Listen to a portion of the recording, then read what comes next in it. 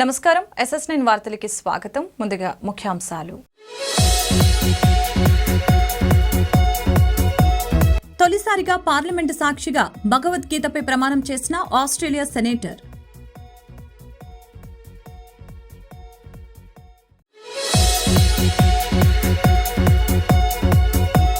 ఆంధ్రప్రదేశ్ రాష్ట్ర ముఖ్యమంత్రి వైఎస్ జగన్మోహన్ రెడ్డి అధ్యక్షతన ఏపీ కేబినెట్ భేటీ. రాష్ట్రంలో 3 ప్రైవేట్ యూనివర్సిటీలకు గ్రీన్ సిగ్నల్, ఓటాన్ అకౌంటుకు ఆమోదం తెలిపిన కేబినెట్.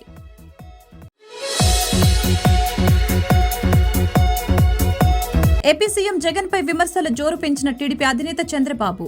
జగన్ ప్రజలకిస్తున్న హామీలపై వ్యంగ్యం ప్రదర్శించిన బాబు.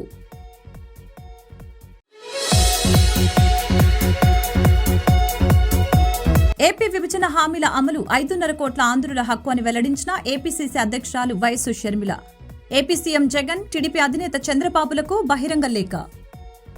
తొలిసారిగా ఆస్ట్రేలియాలోని భారతీయ సంతతికి చెందిన సెనేటర్ వరుణ్ ఘోష్ భగవద్గీతపై ప్రమాణం చేశారు. భారత సంతతికి చెందిన న్యాయవాది వరుణ్ ఘోష్ ఆస్ట్రేలియా పార్లమెంట్లో కొత్త సెనేటర్గా ఎంపికయ్యారు. ఈ సందర్భంగా భగవద్గీతపై ప్రమాణం చేశారు. ఆస్ట్రేలియా పార్లమెంట్లో ప్రమాణం చేసిన మొదటి వ్యక్తి ఘోష్ కావటం విశేషం. ఆస్ట్రేలియన్ లేబర్ పార్టీకి ప్రాతినిధ్యం వహిస్తున్నారు. ఆరోగ్య కారణాల వల్ల పదవి విరమణ చేయబోతున్న సెనేటర్ పాట్రిక్ డాడ్సన్ స్థానంలో వరుణ్ ఘోష్ ఎంపికయ్యారు. ఆస్ట్రేలియా ప్రధాని ఆంథోనీ అల్బనీస్ ఘోష్ కు అభినందనలు తెలిపారు. ఆస్ట్రేలియా విదేశాంగ మంత్రి పెన్నీ వాంగ్ శుభాకాంక్షలు తెలిపారు. పశ్చిమ ఆస్ట్రేలియా నుంచి మా కొత్త సెనేటర్ వరుణ్ ఘోష్ కు స్వాగతం. సెనేటర్ ఘోష్ భగవద్గీతపై ప్రమాణం చేసిన మొదటి ఆస్ట్రేలియా సెనేటర్ అంటూ పెన్నీ వాంగ్ సోషల్ మీడియా వేదికగా రాసుకొచ్చారు. దక్షిణ భారత రాష్ట్రాలపై మోదీ సర్కార్ వివక్ష చూపుతుందని, నిధులివ్వకుండా సతాయిస్తోందని దక్షిణాదిన కర్ణాటక, కేరళ, తమిళనాడులోని బీజేపీయేతర ప్రభుత్వాలు మండిపడుతున్నాయి. లోక్సభ ఎన్నికల ముంగిట తమ పోరాటాన్ని ఢిల్లీ దాకా తీసుకువెళ్తున్నాయి. కర్ణాటకలోని కాంగ్రెస్ ప్రభుత్వం బుధవారం ఉదయం హస్తినాలోని జంతర్ మంతర్ వద్ద రాష్ట్ర మంత్రులు, పార్టీ ఎమ్మెల్యేలు, ఎంపీలతో ధర్నా నిర్వహించనుంది. పన్నుల ఆదాయం పంపిణీ, గ్రాంట్లలో గత కొన్నేళ్లుగా కర్ణాటకపై వివక్ష చూపుతుందని సీఎం సిద్దరామయ్య తెలిపారు. కరువు సాయం అందించకుండా దాటవేస్తుందని విమర్శిస్తున్నారు. 15వ ఆర్థిక సంఘం సిఫార్సుల కారణంగా గత 5 ఏళ్లలో 1.87 లక్షల కోట్లు నష్టపోయామని, వాటిని చెల్లించాలని డిమాండ్ చేశారు. That is why I have written a letter to all the MPs of BJP and JDS to participate in this agitation. But I expect them to participate, but they did not participate in this agitation. They should have been participated. It's because we are raising this issue of discrimination meted out by government of India, particularly state of Karnataka, and also the states of southern India. 2024-25 ఆర్థిక సంవత్సరానికి 2,86,389 కోట్లతో AP ప్రభుత్వం అసెంబ్లీలో vote on account బడ్జెట్ను ప్రవేశపెట్టింది. 2,30,110 కోట్లు revenue వ్యయం, 30,530 కోట్ల మూలధన వ్యయంగా పేర్కొంది. 24,758 కోట్ల రెవెన్యూ లోటు, 55,817 కోట్ల ద్రవ్యలోటు ఉన్నట్లు తెలిపింది. రాష్ట్ర స్థూల ఉత్పత్తిలో 3.51% ద్రవ్యలోటు, జీఎస్డీపీలో రెవెన్యూ లోటు 1.56% అని ఆర్థిక బుగ్గన రాజేంద్రనాథ్ రెడ్డి తెలిపారు. బడ్జెట్ ప్రసంగాన్ని మొదలుపెట్టే సమయంలో మహాత్మాగాంధీ సందేశంతో మొదలుపెట్టారు. 5 ఏళ్లుగా బడ్జెట్ ప్రవేశపెట్టే అవకాశం తనకు దక్కిందన్న ఆయన మేనిఫెస్టోను సీఎం జగన్ పవిత్ర గ్రంథంలా భావించారని అన్నారు. 1,35,000 మంది ఉద్యోగాలతో గ్రామ సచివాలయాలు ఏర్పాటు చేశామని తెలిపారు. 2.5 లక్షల మంది వాలంటీర్లతో గడప గడపకు పాలన అందుతుందని అన్నారు. ప్రతి విద్యార్థికి టోఫెల్ ధృవీకరణ పత్రం ఇచ్చేలా చర్యలు తీసుకుంటున్నామని, విద్యా ప్రమాణాలు మెరుగు కోసం 9,52,927 ట్యాబ్లను పంపిణీ చేసినట్లు తెలిపారు. 34.30 లక్షల మంది విద్యార్థుల్లో నైపుణ్యాలను పెంచామని అన్నారు. 1000 స్కూళ్లలో CBSI సిలబస్ అమలు చేస్తున్నట్లు తెలియజేశారు. అంబేద్కర్, వైఎస్ఆర్ లాంటి దార్శనికుల ఆలోచనలతో ప్రభుత్వం పాలన కొనసాగిస్తుందని అన్నారు. ప్రముఖ ఆర్థికవేత్త జేఎం కీన్స్ మాటల అధ్యక్ష, అగైన్ జాన్ మెనార్డ్ కీన్స్ అధ్యక్ష, ఒక గొప్ప ఆర్థికవేత్త మరి తత్వవేత్త. తాను మొట్టమొదటిసారిగా ప్రపంచానికి మ్యాక్రో ఎకనామిక్స్ అనే పదము ప్రపంచానికి తెలియజేశాడు అధ్యక్ష. స్థూల అర్థశాస్త్రం 20వ శతాబ్దంలో దాదాపు అందరిపై కూడా ఎక్కువ తనకున్న ఇన్ఫ్లుయెన్స్ అనేది చాటి చూపగలిగినారు అధ్యక్ష. గ్రేట్ డిప్రెషన్ అధ్యక్ష, ఏదైతే గొప్ప ఆర్థిక మాంద్యం 1930లో ప్రపంచంలో వచ్చిందో అప్పుడు తను ఒక కొత్త థియరీ స్టార్ట్ చేసి తాను ఒక గొప్ప పుస్తకము రచించినాడు అధ్యక్ష. The general theory of employment, interest and money, published in the year 1936. 1936లో అధ్యక్ష the general theory of employment, interest and money అని ఒక పుస్తకం రచించినాడు అధ్యక్ష. తాను ఏమంటాడంటే ఏదైనా కానీ ఇబ్బందులు కలిగినప్పుడు కానీ, ఆర్థిక మాంద్యం ఉన్నప్పుడు కానీ, డిప్రెషన్ ఉన్నప్పుడు కానీ తాను ప్రభుత్వం అనేది ఇంకా ఎక్కువ ఖర్చు పెట్టాల్సిన అవసరం ఉంది, ఎక్కువ ఖర్చు పెడితే అప్పుడే మనం మళ్ళీ ఆ మాంద్యం నుంచి బయటపడతామనే థియరీ ఆయన మొట్టమొదటిసారిగా ఆయన ప్రపంచానికి అంతా చాటి చెప్పాడు అధ్యక్ష. అంతవరకు డిప్రెషన్ అనేది ఉన్నప్పుడు ఎప్పుడు కూడా మనం ఇంకా ఖర్చు కంట్రోల్ చేసుకోవాలి అనే ఒక ఆలోచన నుంచి డిప్రెషన్ ఉన్నప్పుడు ఆర్థికంగా మనం తగ్గులో ఉన్నప్పుడు ఇంకా పైకి తీసుకురావాలని అధ్యక్ష. తానేమంటాడంటే his radical idea that government should spend money that they don't have has actually saved capitalism అని. అంటే ప్రభుత్వం దగ్గర డబ్బులు లేకున్నా కూడా, లేనప్పటికీ కూడా ఆర్థిక మాంద్యం ఉన్నప్పుడు కానీ, ఇబ్బందులు ఉన్నప్పుడు కానీ మనం ఇంకా కొద్దిగా ఖర్చు పెట్టాల్సిన అవసరం ఉంది అని చెప్పి తను తెలియజేశాడు అధ్యక్ష. వైసీపీ అధినేత ఏపీ సీఎం జగన్ పై టీడీపీ అధినేత చంద్రబాబు విమర్శలు జోరు పెంచారు. జగన్ ప్రజలకు ఇస్తున్న హామీలు తమకు మళ్లీ ఓటు వేసి గెలిపించాలని ప్రజలను కోరుతున్న విధానంపైన చంద్రబాబు తనదైన శైలిలో సెటైలు వేస్తున్నారు. పేదరికం లేని రాష్ట్రాన్ని చూడాలన్నదే తన జీవిత ఆశయం అంటూ చంద్రబాబు స్పష్టం చేశారు. సీఎం జగన్ బటన్ నొక్కుతున్నానని అంటున్నారు. కానీ మీరు బటన్ నొక్కితే ఆయన మైండ్ బ్లాక్ కావాలి, అలా నొక్కాలి అంటూ చంద్రబాబు వ్యంగ్యం ప్రదర్శించారు. వచ్చే ఎన్నికల్లో జనసేన టీడీపీ ప్రభుత్వాన్ని ఏర్పాటు చేయడమే లక్ష్యంగా ఉన్న చంద్రబాబు రా కదిలిరా పేరుతో రాష్ట్ర వ్యాప్తంగా సభలు నిర్వహిస్తూ స్వయంగా చంద్రబాబు పాల్గొంటున్నారు. ఈ సభల్లో వైసీపీపై తీవ్రస్థాయిలో విమర్శలు గుప్పించారు. జగన్ ప్రభుత్వం విస్మరించిన హామీలపైన చంద్రబాబు ఫైర్ అయ్యారు. విద్యుత్ రంగంలో సంస్కరణల్ని తీసుకువచ్చింది తామేనని, పేదరికం లేని రాష్ట్రాన్ని చూడాలన్నదే తన జీవిత ఆశయమంటూ చంద్రబాబు ప్రజల్ని ఆకట్టుకునే ప్రయత్నం చేశారు. సిద్ధం అంటున్నాడు, దేనికి సిద్ధం అంటూ జగన్ను ప్రశ్నించారు. ఆయనను ఇంటికి పంపించేందుకు ప్రజలు సిద్ధంగా ఉన్నారు అని చంద్రబాబు సెటైర్లు వేశారు. రాతి యుగం వైపు ఏపీ వెళ్లకుండా స్వర్ణయుగం వైపు వెళ్లాలనేది తన ఉద్దేశమని, కానీ ఇప్పుడు ఎటు చూసినా రాతియుగం నాటి పరిస్థితులే కనిపిస్తున్నాయని, ఎక్కడికక్కడ దోపిడీ దౌర్జన్యాలు పెరిగిపోయాయని, ఇక వచ్చే ఎన్నికల్లో ఓడిపోతామని తెలిసి జగన్ మానసిక ఆందోళనలో ఉన్నారని చంద్రబాబు విమర్శించారు. మీ అందరూ ఉన్నారు ఏమమ్మా, మీరున్న ఆడబిడ్డలంతా మద్యపాన నిషేధం చేస్తా అని చెప్పాడా లేదా? చెయ్యకపోతే ఓటు అడగనని చెప్పాడా లేదా? ఇప్పుడు చేశాడా అని మిమ్మల్ని అడుగుతున్నా. మద్యపానం మీద 25,000 కోట్లు అప్పు తీసుకొచ్చాడు. అంటే మన మగాళ్ళు 25,000 కోట్ల రూపాయలు అప్పు కట్టాలి. కాబట్టి ఒక 20 ఏళ్ళు 30 ఏళ్ళు తాగుతానే ఉండాలి, కప్పం కడతానే ఉండాలి. అందుకే ఏ మాత్రం సిగ్గు శరణం ఉంటే జగన్మోహన్ రెడ్డి అడుగుతున్నా, నువ్వు ఓటు అడగనన్నావు, మా ఆడబిడ్డలు నీకు ఓటేసే పరిస్థితులు లేరని మరొకసారి గుర్తు చేస్తున్నా. ఇంకో పక్క మీరు ఒకసారి చూస్తే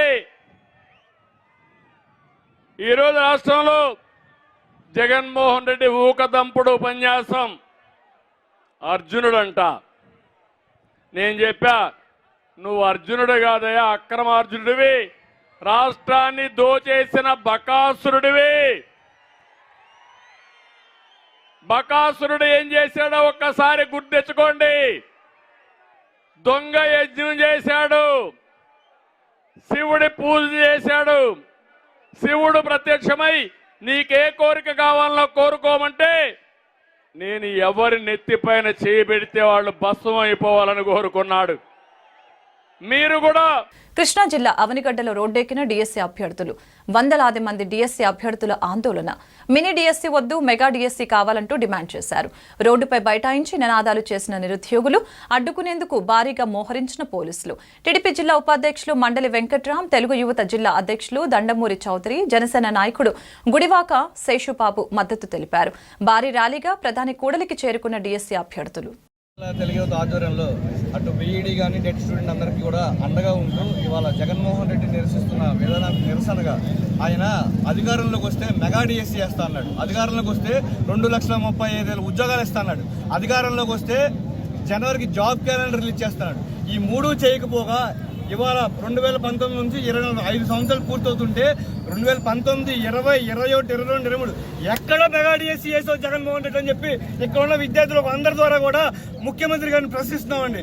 ఇవాళ నీ వ్యతిరేక విధానాలను వెనక్కి తీసుకోకపోతే ఇవాళ ఈ ఉద్యమాన్ని ఇంకా తారాస్థాయికి తీసుకెళ్తాం. పొద్దున చేస్తున్న ఉద్యమంలో మా రాష్ట్ర నాయకులు కానివ్వండి, రాష్ట్ర పార్టీ అధ్యక్షులు కానివ్వండి, మరలాగే ఇక్కడ బుద్ధప్రసాద్ గారు అందరి ఆమోదయోగ్యంగానే మేము ఉద్యమం చేస్తామండి. నువ్వు ఇప్పటికైనా ఇంకా మించిపోయింది ఏం లేదు. ఇంకా 23,000 పోస్టులతో అధికారంలోకి రాగానే డిఎస్సి అనౌన్స్ చేస్తానని చెప్పి ఆ రోజు జగన్మోహన్ రెడ్డి గారు మాటలు చెప్పి ఓటేయించుకుని అధికారంలోకి వచ్చాక ఇంతటి వరకు ఈ 4.5 సంవత్సరాల్లో అసలు డిఎస్సి వేయకుండా ఈరోజు ఎన్నికలు ఇంకా 2 నెలల్లో ఉందనగా ఈరోజు ఒక మెగా డిఎస్సి వేస్తానని ముందు మాటలు చెప్పి చివరికి ఈ రోజున 6,100తో ఒక దగా డిఎస్సిని వేశారు.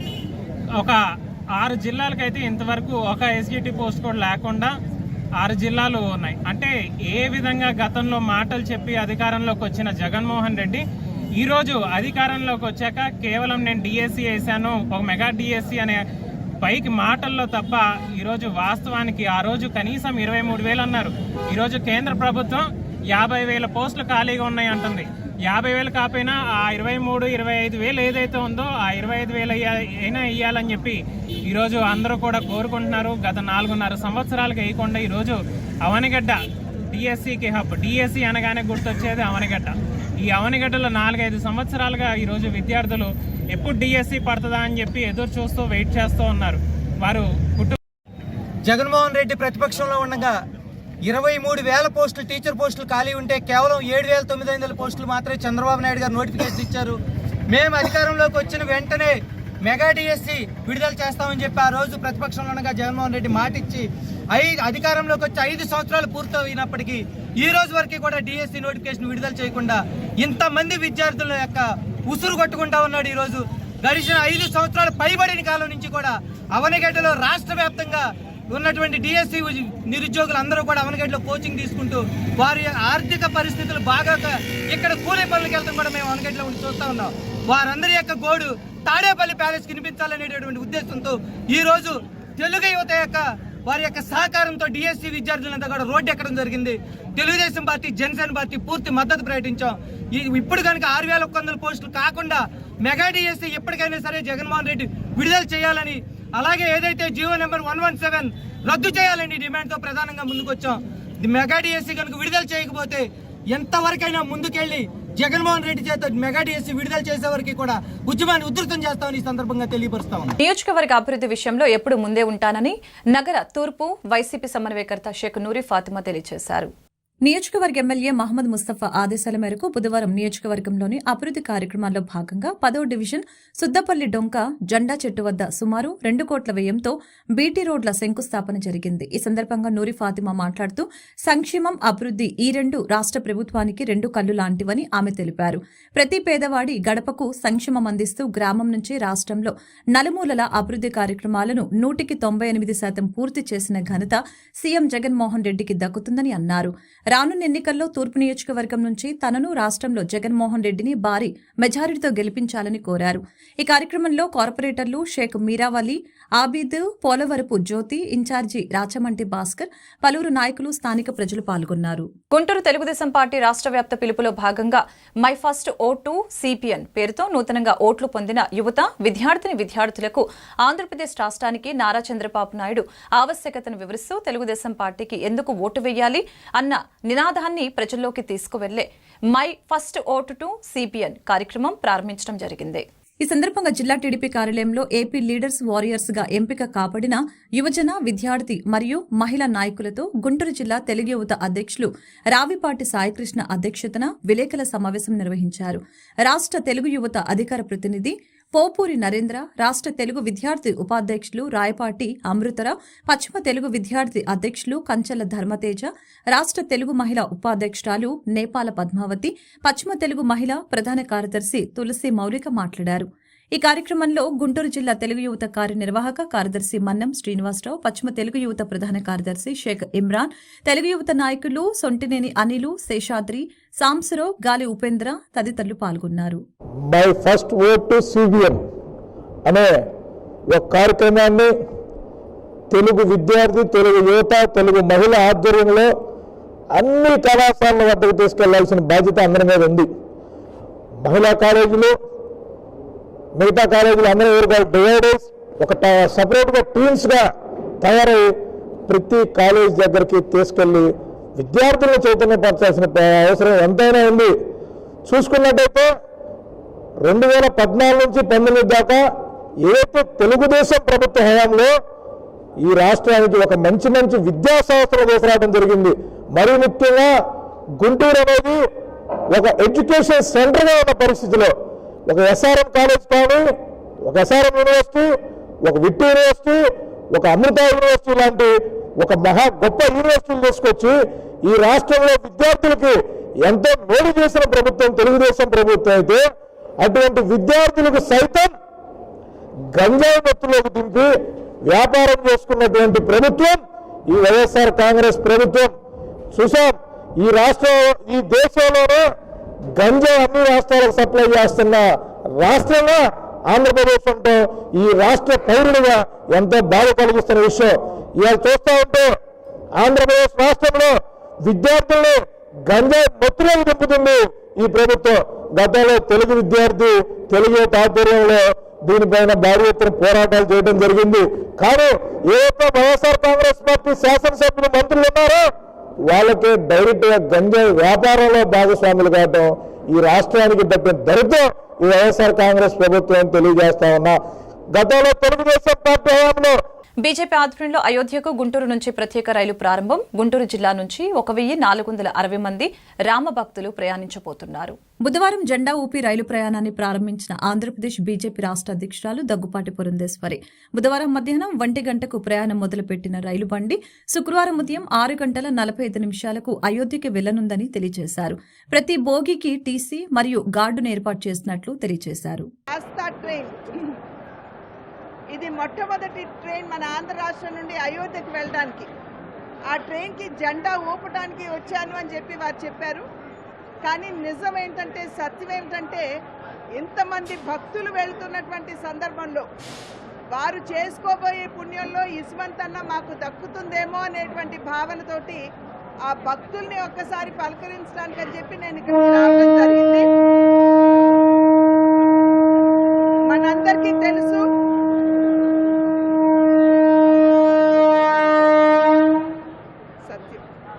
మనందరికీ తెలుసు, ఈ రామ జన్మభూమి ఏదైతే, ఈ అయోధ్య ఏదైతే ఉన్నదో, అంటే బాలరాముని యొక్క విగ్రహ ప్రతిష్ట దగ్గర 500 సంవత్సరాల ప్రతి భారతీయుడి యొక్క కళ. ఆ కళని ఇవాళ సాకారం చేస్తూ అయోధ్యలో నిర్మాణం చేసుకోవడం జరిగింది. కనుక ఇవాళ ఆంధ్ర రాష్ట్రం నుండి ఒక ప్రత్యేక రైల్లో ఎందరో భక్తులు ఇవాళ అయోధ్యకి భక్తి పారవస్యంతో వారు రాముల వారిని దర్శించుకోవడానికి వెళ్తున్నారు. వారు చేసుకునేటువంటి పుణ్యం ఖచ్చితంగా మన ఆంధ్ర రాష్ట్రం కూడా దక్కాలని, ఆ రాముల వారి చల్లని చూపు మన తెలుగు వారిపై ఉండాలని, ఆంధ్ర రాష్ట్రంపై ఉండాలని చెప్పి ప్రార్థించమని చెప్పి వారికి నేను ప్రాధేయపడటం జరిగింది. ఇవాళ నిజం చెప్పాలంటే మన సంస్కృతి అంటే పాశ్చాత్య సంస్కృతి ఒరవడిలో మన పిల్లలు కొట్టుకుపోతున్నటువంటి నేపథ్యంలో ఖచ్చితంగా ఇవాళ ఈ రాముని యొక్క మందిర స్థాపన మాధ్యమంగా మన పిల్లలకు కూడా మన చరిత్రని, మన సంస్కృతిని తిరిగి వారికి గుర్తు చేసేటువంటి అవకాశం ఉన్నది.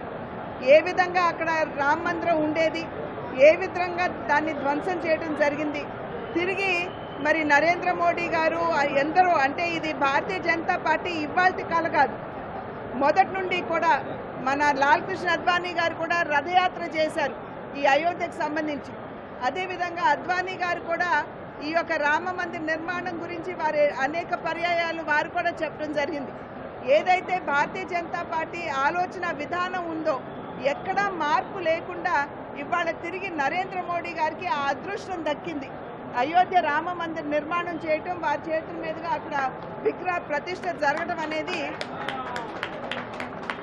అది ఊరికే వచ్చేది కాదు, ఎన్నో జన్మల పుణ్య ఫలితంగానే అది మనకి దక్కుతుంది అనేటువంటి విషయం.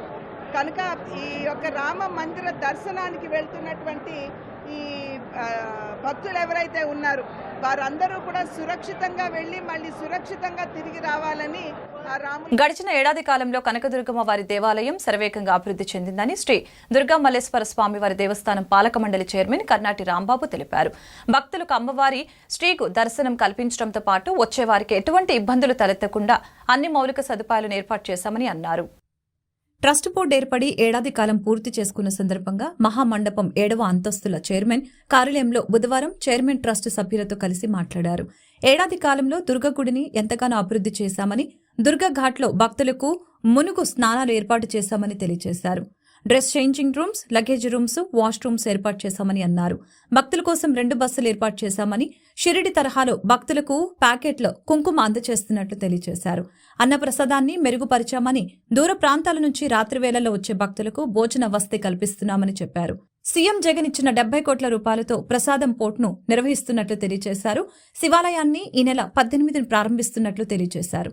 కనకదుర్గ నగర్ నుంచి ఎలివేటర్ క్యూ లైన్స్ ఏర్పాటు చేస్తున్నామని అన్నారు.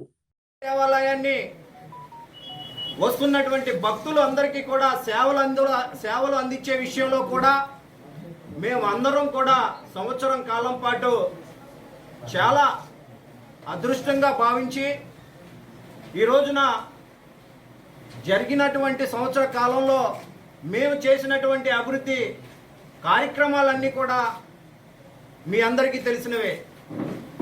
అందులో నిమిత్తంగా ప్రధానంగా ఎప్పటి నుంచో అమ్మవారి దేవస్థానానికి విచ్చేస్తున్నటువంటి భక్తులు దూర ప్రాంతాల నుంచి, ఇతర రాష్ట్రాల నుంచి కూడా అమ్మవారి దేవస్థానానికి విచ్చేస్తారు. అయితే వీరందరూ కూడా అమ్మవారి దేవస్థానానికి వచ్చినటువంటి వారందరూ కూడా దుర్గాఘాట్లో స్నానం చేయాలి, దుర్గాఘాట్లో స్నానం ఆచరించిన తర్వాతే మనం అమ్మ దర్శనానికి వెళ్ళాలని చెప్పి చాలామంది భక్తులు కూడా చెప్పడం జరిగింది. మాకు అందరూ కూడా ఫిర్యాదులు ఇవ్వడం జరిగింది. చాలామంది భక్తుల కోసం మేమందరం తక్షణం మేము వచ్చిన తర్వాత వెంటనే దుర్గాఘాట్ని ముందుగా జల్లు స్నానాలు తీసివేసి ఏపీ విభజన హామీల అమలు 5.5 కోట్ల ఆంధ్రుల హక్కు అని ఏపీసీసీ అధ్యక్షురాలు వైఎస్ షర్మిల అన్నారు. కేంద్రంలోని బీజేపీ ప్రభుత్వం 10 ఏళ్లుగా వీటిని అమలు చేయకుండా నిర్లక్ష్యం వహిస్తుందని ఆమె విమర్శించారు. రాష్ట్రాన్ని ఇంకా మోసం చేస్తూనే ఉంటే కాంగ్రెస్ పార్టీ చూస్తూ ఊరుకోదని అన్నారు. కేంద్రానికి విభజన హామీలను గుర్తు చేస్తూ పోరాటం సాగించాలని చెప్పారు. ఈ మేరకు ఆమె సీఎం జగన్, టీడీపీ అధినేత చంద్రబాబులకు బహిరంగ లేఖ రాశారు. విభజన హామీలపై ఏపీ అసెంబ్లీలో తీర్మానం చేసి రాష్ట్రపతికి, కేంద్ర ప్రభుత్వానికి పంపాలని లేఖలో ఆమె సూచించారు. తన లేఖలో తమ డిమాండ్లను ముందుంచానని తెలిపారు. మీ పార్టీల తరపున అసెంబ్లీ వేదికగా చర్చించాలని అన్నారు. యాదవులు అధిక శాతం ఉన్న విశాఖ తూర్పు నియోజకవర్గంలో వచ్చే అసెంబ్లీ ఎన్నికలలో రాజకీయ పార్టీలు యాదవులకే సీట్లు కేటాయించాలని తోట గరువు యాదవ సంఘం అధ్యక్షులు ఒమ్మి చిన్నారావు కోరారు. ఈ సందర్భంగా తోట గరువులో ఏర్పాటు చేసిన మీడియా సమావేశంలో పాల్గొని ఆయన మాట్లాడారు. తూర్పు నియోజకవర్గంలో సుమారు 70% సామాజిక వర్గం బలమున్న యాదవ సామాజిక వర్గానికి కాకుండా మరే ఇతర వర్గానికి సీటు కేటాయించినా వచ్చే అసెంబ్లీ ఎన్నికల్లో సహకరించేది లేదని హెచ్చరించారు. గత 15 ఏళ్లుగా తమ యాదవ సామాజిక వర్గానికి తూర్పులో అన్ని రాజకీయ పార్టీలు అన్యాయం చేస్తూనే ఉన్నాయని, ఇప్పటికైనా కళ్లు తెరిచి తూర్పు సీటును తమ సామాజిక వర్గానికి కేటాయిస్తే గెలిపించి అసెంబ్లీలో తమ సామాజిక వర్గం హక్కుల సమస్యలపై పోరాటం చేయడానికి అవకాశం ఉంటుందని అన్నారు. నా హృదయపూర్వక నమస్కారం తెలియజేసుకుంటూ, నా పేరు ఒమ్మి చిన్నారావు. నేను తోటగారు యాదవ సంఘం ప్రెసిడెంట్గా ఉంటున్నాను. ఇది మా తరతరాల నుంచి ఉన్నటువంటి మా గ్రామం ఇది. తర్వాత ఇప్పుడు ఈ ప్రెస్ మీట్ పెట్టవలసిన కారణం ఏంటంటే, ఈ విశాఖ తూర్పు నియోజకవర్గం గతంలో ఇది విశాఖ టూగా ఉండేది. ఈ నియోజకవర్గం నుంచి ఈ యాదవులు ప్రాతినిధ్యం వహించారు. అందులో ముఖ్యంగా వాసుదేవరావు గారు, రాజన్ రమణి, పల్లా సింహాచలం, ఇటువంటి ఇన్నింటి వరలక్ష్మి, ఇటువంటి వాళ్ళంతా యాదవుల ప్రాతినిధ్యం ఉండేది. అయితే 15 సంవత్సరాల తర్వాత ఈ టీడీపీ ప్రభుత్వం, టీడీపీ పార్టీ వాళ్ళు ఈ యాదవులకి కేటాయించకుండా వేరే సామాజిక వర్గానికి కేటాయించి ఈ 15 సంవత్సరాల నుంచి ఈ యాదవుల ప్రాతినిధ్యం పోయింది. అందుకు దానికి ధీటుగా 2014లో మళ్ళీ ఈ యాదవులకి సీట్ ఇచ్చి వీళ్ళు ప్రాతినిధ్యం వహించే విధంగా 2014లో ఈ వైసీపీ పార్టీ శ్రీ వంశీ కృష్ణ గారికి ఒక సీట్ ఇవ్వడం జరిగింది. కొన్ని అనివార్య కారణాల వల్ల కొద్ది మెజార్టీలో ఆయన గెలవలేకపోయారు. ఆ తర్వాత 2019కి ఆయన మంచి పికప్ అయ్యి ఉన్నాడు. అయితే ఆ టైంలో ఆయన సీట్ ఇస్తే బాగున్నాం. అలా కాకుండా మళ్ళా ఈ కొత్త వారికి అంటే అక్రమాన్ని విజయనిర్మల గారికి ఇవ్వడం వల్ల అక్కడ సరైన టైం సరిపోక ఇటువంటి కారణాల వల్ల ఆవిడికి కూడా ఈ గెలవలేక స్వల్ప ఓట్లతో పోయింది. అప్పుడు ఈ టీడీపీ వాళ్ళు 40,000 ఓట్లు దొంగ ఓట్లతో వేయించి మొత్తం మాయోపాయంతో ఆ విధంగా ఓడించడం జరిగింది. అవన్నీ గమనించి ఈసారి పక్కాగా ప్లాన్ చేసుకొని వాళ్ళు ఓడించడానికి మనం రెడీగా ఉన్నా సరే మరి ఈ వైసీపీ పార్టీ మళ్ళీ ఇంకో కొత్త వ్యక్తికి ఇక సీట్ ఇవ్వడం చాలా. రాబోయే అసెంబ్లీ, పార్లమెంట్ ఎన్నికల్లో అన్ని రాజకీయ ప్రధాన పార్టీలు వెలమ కులానికి ప్రాధాన్యత ఇచ్చి సీట్లు కేటాయించాలని వెలమ సంక్షేమ సంఘం సెంట్రల్ విశాఖపట్నం అధ్యక్షులు చుక్కా చిన్నబాబు కమిటీ సభ్యులు కోరారు. ఈ సందర్భంగా విజేఎఫ్ ప్రెస్ క్లబ్ లో ఏర్పాటు చేసిన మీడియా సమావేశంలో పాల్గొని మాట్లాడారు. అందరికీ అభినందన తెలుపుకుంటూ ఈరోజు మా డిమాండ్ ఏంటంటే ఉత్తరాంధ్రలో సామాజిక పరంగా రమారమి 26 లక్షల వెర్మ సభ్యులు ఉన్నాము. మా పాపులేషను దాని ప్రకారంగా దామాషా ప్రకారంగా మాకు రాబోయే సార్వత్రిక ఎన్నికల్లో, పార్లమెంట్ అసెంబ్లీ జరుగుతున్న ఎన్నికల్లో మాకు తగిన ప్రాతినిధ్యం కల్పించాలని మేము సెంట్రల్ ఆర్గనైజేషన్ ప్రెసిడెంట్గా కమిటీ తరఫున మేము డిమాండ్ చేస్తున్నాం. రమారమి 26 లక్షల మంది ఉన్నారు కాబట్టి ఉమ్మడి విశాఖపట్నం జిల్లాలోని 6 సీట్లు మేము డిమాండ్ చేస్తున్నాం.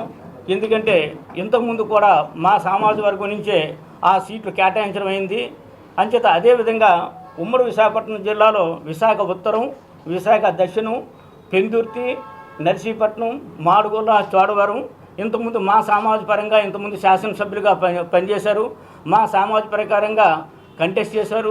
ఇప్పుడు కూడా మా సమాజానికి ప్రాతినిధ్యం అక్కడ ఉన్నది కాబట్టి ఆ సీట్లు 6 కూడా మాకు కేటాయించాలని మా డిమాండు. అలాగే విజయనగరం జిల్లాలోని బొబ్బిలి, గజపతినగరం, ఎస్కోట, విజయనగరం ఈ 4 సీట్లు కూడా మాకు దామాషా ప్రకారంగా మా జనాభా ఆ 4 కాన్స్టిట్యున్సీలు ఎక్కువగా ఉన్నది కాబట్టి అవి కూడా మాకు కేటాయించాలి. అలాగే శ్రీకాకుళం జిల్లాలో నరసన్నపేట, శ్రీకాకుళం, టెక్కలి ఇవి ఎప్పుడు కూడా మా సామాజిక పరంగా మా వాళ్ళే అక్కడ ఎన్నికవుతూ ఉన్నారు, కంటెస్ట్ చేస్తున్నారు. అన్ని పార్టీలు కూడా ఈ ప్రాధాన్యత పరంగా సీట్లు కేటాయించి మా వెలమ జాతికి ఆ అసెంబ్లీ స్థానాలు కేటాయించాలని కోరుతున్నాం మరియు డిమాండ్ చేస్తున్నాం. పార్లమెంట్ స్థానాలకు వచ్చేటప్పటికి అనకాపల్లి, వైజాగ్, శ్రీకాకుళం. వార్తలు ముగించే ముందు ముఖ్యాంశాలు మరొకసారి. తొలిసారిగా పార్లమెంటు సాక్షిగా భగవద్గీతపై ప్రమాణం చేసిన ఆస్ట్రేలియా సెనేటర్.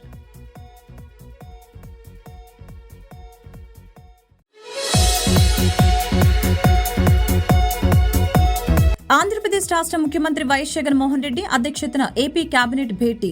రాష్ట్రంలో 3 ప్రైవేటు యూనివర్సిటీలకు గ్రీన్ సిగ్నల్, ఓటాన్ అకౌంటుకు ఆమోదం తెలిపిన కేబినెట్.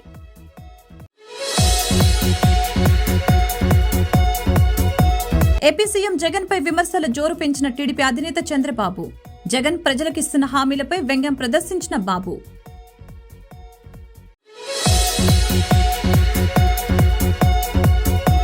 ఏపీ విభజన హామీల అమలు 5.5 కోట్ల ఆంధ్రుల హక్కు అని వెల్లడించిన ఏపీసీసీ అధ్యక్షురాలు YS Sharmila. AP CM Jagan, TDP అధినేత చంద్రబాబులకు బహిరంగ లేఖ. ఈ వార్తలు ఇంతటితో సమాప్తం. మరొక బులెటిన్ మళ్ళీ కలుద్దాం. నమస్కారం.